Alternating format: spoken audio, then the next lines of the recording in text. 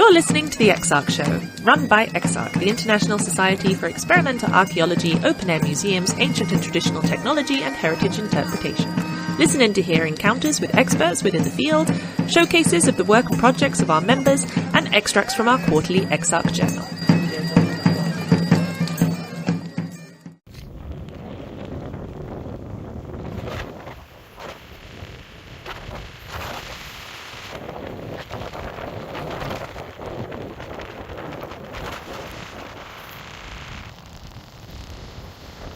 Welcome to EXARC Showcase. My name is Jess Shaw, and today I'm joined by Markus to hear about his Ice Age Heritage Tour.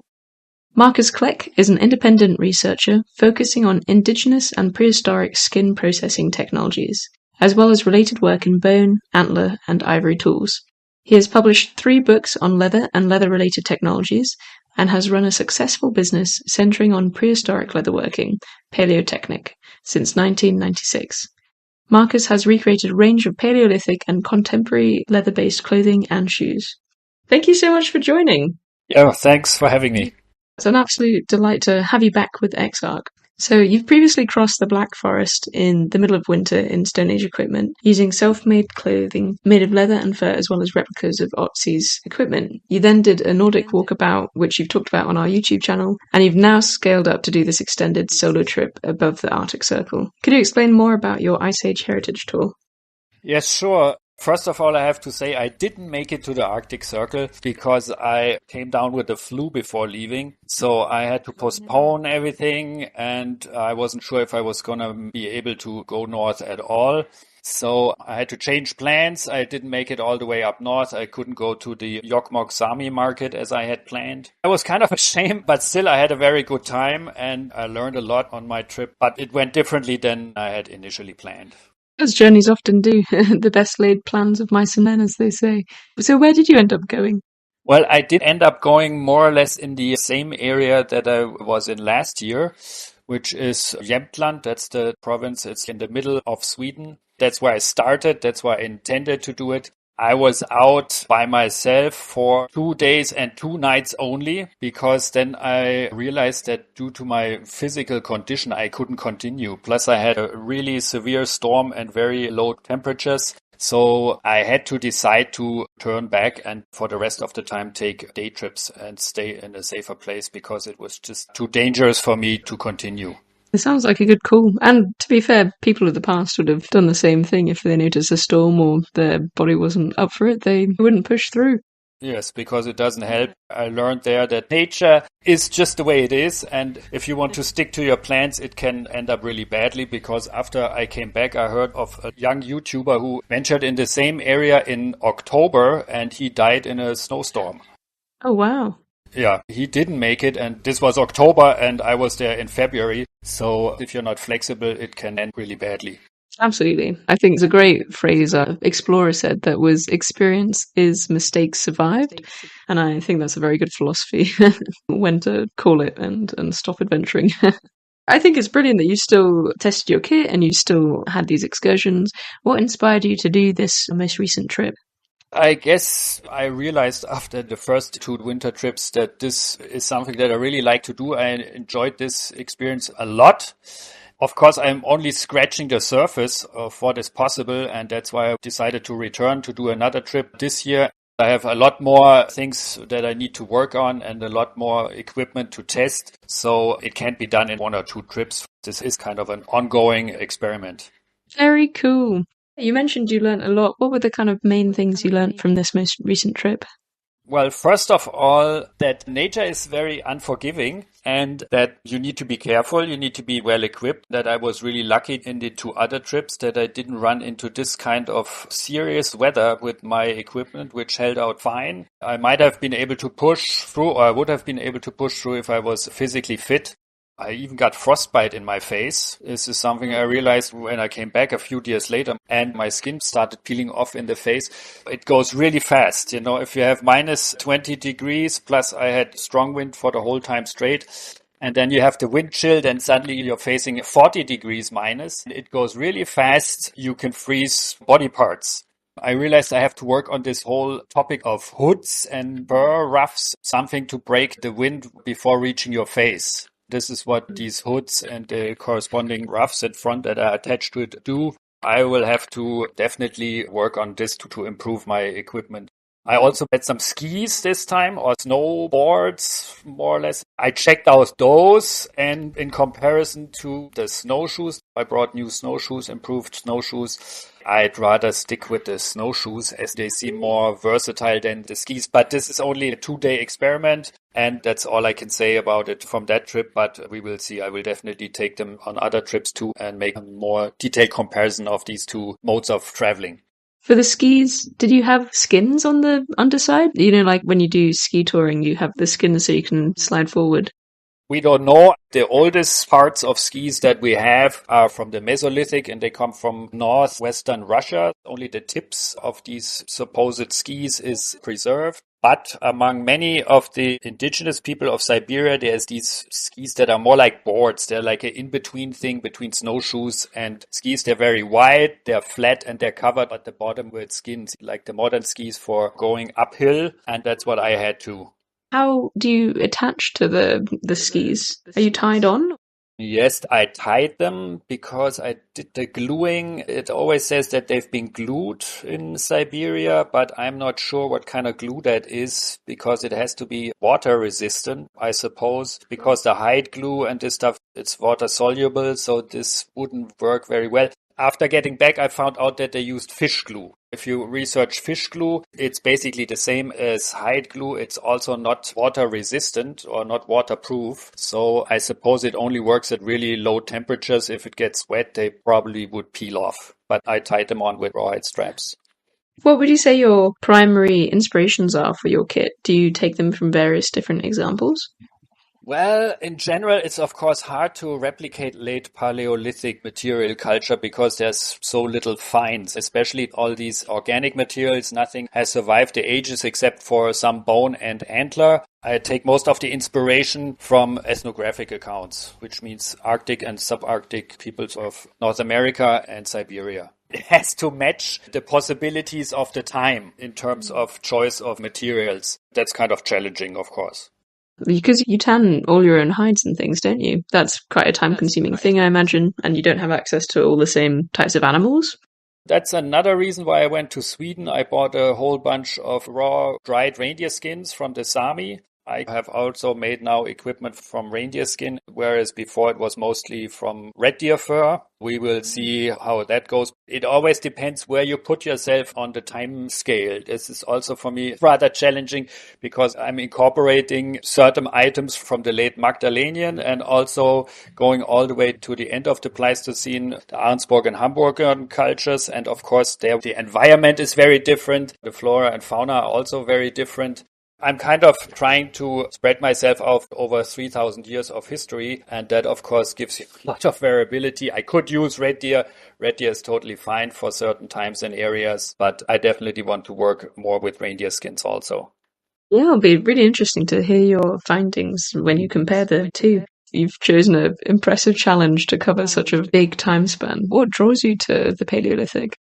I've always been interested in hunter-gatherer societies. I find this a very interesting mode of living. I also like the winter a whole lot. I'm kind of a North nerd. We have this expression in German, the Nord nerd. It's the people that really like to go north because they like the winter and the cold. And this in combination with the hunter-gatherers, you automatically more or less end in the Paleolithic. It's a great combination and an interesting time period to study because of, as you say, the lack of preservation. There's a lot of room for imagination. Yes, you can be really creative. Of course, I try to stick to the archaeological evidence that we have, but yeah, it leaves a lot of room for, somebody called it, intelligent guesswork. Yeah, I feel like a lot of archaeology can be that, especially with the kind of prehistory. At Butzer, we have just recently built a building based on a Neolithic find. Obviously, we only have the footprint of the building, so everything above ground is based on knowledge that, we know they had woodworking techniques and things, but it could have looked completely different. It's educated guesswork, as you say. You've done several trips. What did you change from your previous trips and test out in your most recent one? Well, I had a new sled. That wasn't really a biggie because it was a little wider and a little shorter, just for being able to pack my gear differently. And then I had these snowboards. That was a new and challenging item because after my last trip, of course, everybody asked, why don't you take skis? From a modern perspective, there's nobody out there going on longer winter tours with snowshoes. It's all been done with skis, and especially in Scandinavia, the ski is very prominent. If you go to North America, the snowshoe is a much more well-known mode of travel. So I figured, okay, I have to do this ski thing, check that out. So I did. Another thing I also did this time is test more fastening systems for luggage and gear on my backpack and also on the sled, because I realized this takes a lot of knowledge to properly pack your equipment, especially if you're working in the winter. You don't want to be using a lot of knots because knots are complicated in the sense of that you have to take off your gloves to tie them and untie them. So I figured there had to be something else, like any sort of toggle system that is easier to open and close with gloves on. But there is not much to be found in the archaeological inventories. There's, of course, these rondelles, these round items with a hole in the center made usually from bone or ivory, like a find in Gönnersdorf. Germany has a lot of these rondelles made of slate. There has been a lot of research and experimentation, what they've been used for. I replicated a few of these items to use as toggles and fastening devices. How did they work? Were they better? They did work, but not as well as I imagined. The main problem is that these things, they can tangle up. So if you have everything untied and you want to pull on your strings or on your leather thong and the system is all not laid out really nicely, then these round discs get tangled. The ropes get tangled around these toggles. But I guess if I use them more long term, I could figure out a way to make them work much better. So this was a start, only the beginning of working with these kind of fastening systems. And I'm not giving up on the rondelles. I will definitely work with them a little more and see how they manage for this kind of fastening equipment. You can test something or do it at home. That's one thing. There things work very differently than when you're out in nature and out in the real world. Then suddenly some things might not work as well. Yeah, especially when you're cold and you're fumbling around with your gloves on. How did your new sled work out? Was that an improvement? The initial idea was to actually not have to carry a backpack because I had also planned to take a water bottle, something that I wanted to change from the last trip. A water bottle which I wear under my clothing so it does not freeze. And for this, you don't want to have the straps of the backpack pressing against your body because otherwise you can't fit a bottle. I could not fit all my equipment on the sled because it's kind of bulky. It's not really heavy, but it's bulky because of all the furs. This is also something that needs to be worked on in the future. On your last trip, you mentioned you ate snow to hydrate, but obviously that takes energy to warm it up to your body temperature and isn't always hydrating. So the water bottle, did you end up carrying that with you or did you have to leave that behind? I did carry it, but I couldn't make very good use of it. This is something that I will have to work on next time. If you look in the ethnographic records, it looks like people generally did not carry water. There is some indications of this type of system where they would have little bottles under their clothing to keep water warm. But in general, it looks like they did not bother to carry water. For example, with the Inuit, the first thing that you will be offered when you come to their lodges is a drink. So it's almost like in the desert. Even though you're walking on water, you don't really have access to it. Indigenous people did not seem to carry water. So it might be something that is just our conception that you need to have water on the go. I will play with it a little more, but we don't know. Maybe people didn't carry water along and just waited until they made camp and were able to melt snow. I think I've read somewhere as well that previously people had diets that were a bit more hydrating. I don't know if that is the same up in the north, obviously, but a very good point that we have a modern obsession with staying hydrated. Yes, definitely. I use a bladder, but as these bladders have a tendency to puncture really quickly, I incorporate it into a leather bag. So I have a leather bag, and inside the leather bag is the actual water bottle, the waterproof container. This way I make sure that I don't puncture the bladder by accident because that would turn it unusable. Did you also eat accurate food to the period, to the time while you were hiking? Yes, I try to do that. It's definitely a very meat and fat heavy diet. Everything I carry is dried. So I have dried jerked meat. I have this type of really fatty sausages. Last time I also carried dried fish. Also dried berries, like blueberries, for example. And also I did take some hazelnuts, which is of course not very period accurate, but I felt I needed this. If I can't get any bread, I can't have any grains, at least I need those nuts, but I could probably do just fine without them. Very cool. And did you forage anything? Is there anything to forage in the surrounding area? I did not really focus on foraging a whole lot. For me, this would be a different topic. I know that there are some things even in winter that you could eat, like certain lichens and barks and this stuff, but this would all be not very nourishing. It's just a little extra survival food, let's say, but you definitely need the meat and the fat in this kind of environment. Absolutely. In a previous YouTube video, you mentioned that people were usually walking around barefoot, but putting on shoes for special occasions, but in colder climates, you would wear shoes. How were your shoes this time around? Did you make any changes to them from the last time? The shoes did not require any changes. They worked really well. I will make new types of shoes, not because the old ones didn't work, but to experiment with other materials and patterns and everything. Of course, in this kind of environment, you cannot walk barefoot. I've done trips in the Alps, Stone Age trips in late fall, going over rocks and all kinds of things, and it's totally fine. It's better to walk barefoot than to have wet shoes. That's my feeling. Wet shoes is definitely not very nice to have on your feet. But in an environment like this in Sweden in the winter, or the Paleolithic setup when you have freezing temperatures, it's not feasible to be walking barefoot.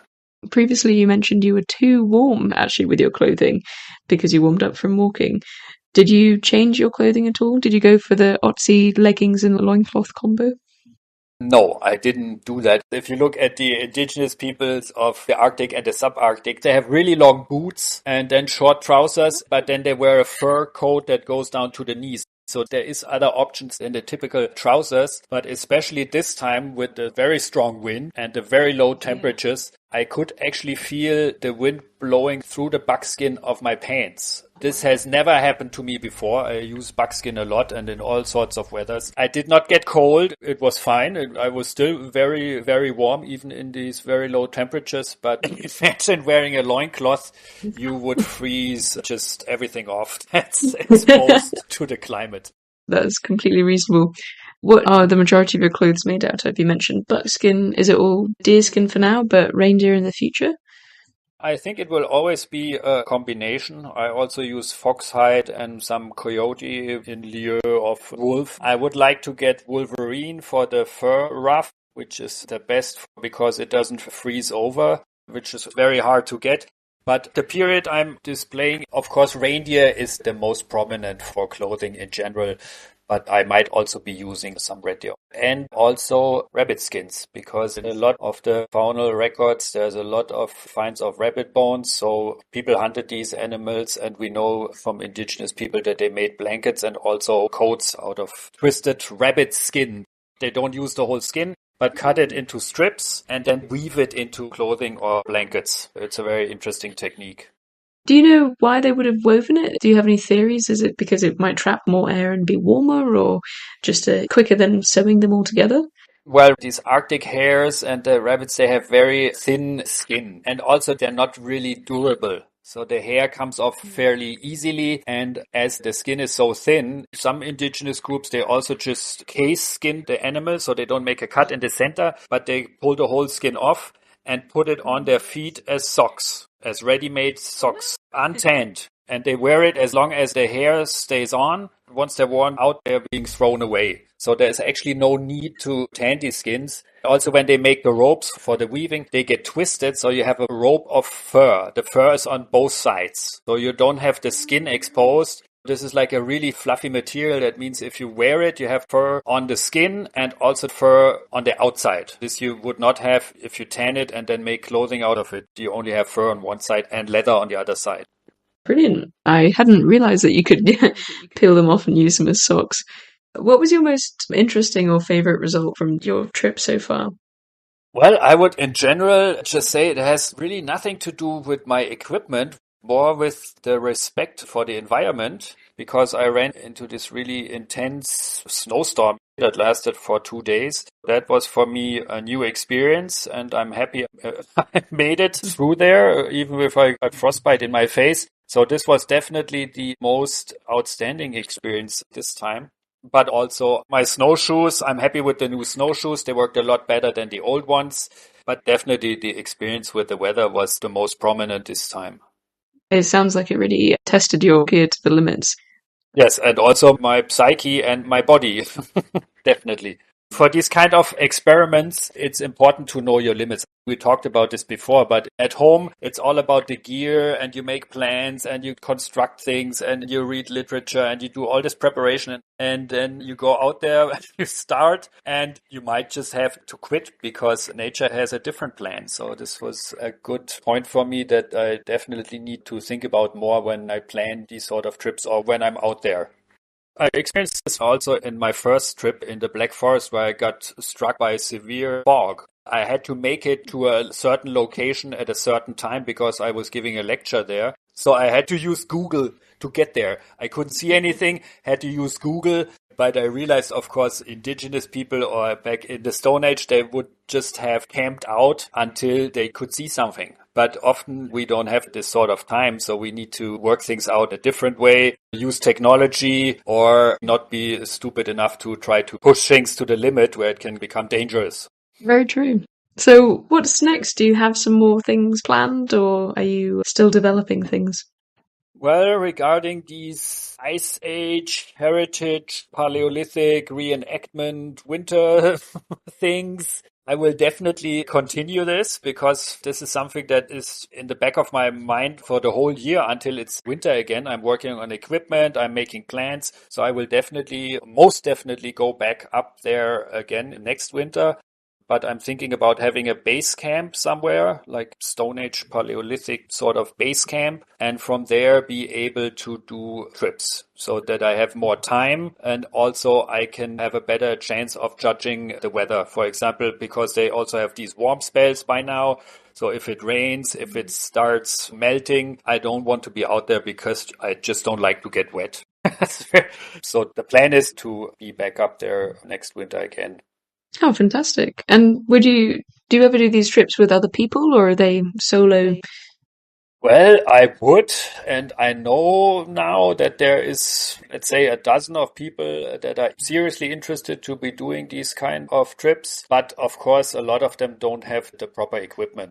That is something to be maybe worked on together in some sort of class or workshop setup. But yes, I would be willing to have people join me because it's fun to be alone because you can do what you want. But it's also not a very realistic setup, especially in the winter. Solo trips are kind of dangerous, definitely. It's easier to travel in a group. You can share equipment and it's also safer. So if anybody's out there who has this equipment ready or more or less ready, feel free to contact me. But this is something to figure out when I talk to other people to see what their approach is on this or the purpose why they want to do these sorts of Stone Age winter trips. I'm looking forward to your next adventures. They're really cool. We'll see what's next. I will take a tent, definitely. This is another thing that's, of course, very interesting is some sort of structure, portable structure, some type of leather tent. There's evidence for this also that people use these teepee type of tents. Thank you so much for that interesting discussion. As a final question, you've kind of covered it, but before we wrap up, is there anything that the EXARC community can help with to make a difference with your research? Yeah, definitely. Anybody who feels interested in this kind of work and these kinds of experiments, feel free to contact me with questions or also with answers, with insights, possible cooperations. Anything is fine with me. I'm very open to that. Fantastic. Well, thank you so much, Markus, for joining us today and sharing your experience and expertise. I know that I certainly learned a lot. I now know that I need to get some new socks. And I'm sure our listeners did too, so thank you. And thank you to everyone else for listening to this episode of the EXARC Showcase by EXARC. You've been listening to the EXARC Show, run by EXARC, the International Society for Experimental Archaeology, Open-Air Museums, Ancient and Traditional Technologies, and Heritage Interpretation. For more encounters with the world of experimental archaeology and open-air museums, check out our free open-access EXARC journal. To find out more about the different research projects of our EXARC members, you can check out our EXARC blog or join our Discord server completely free of charge. If you're interested in becoming more involved with EXARC, you can also become a member. For full details and to find out more about what we do as a society, check out our website at exarc.org.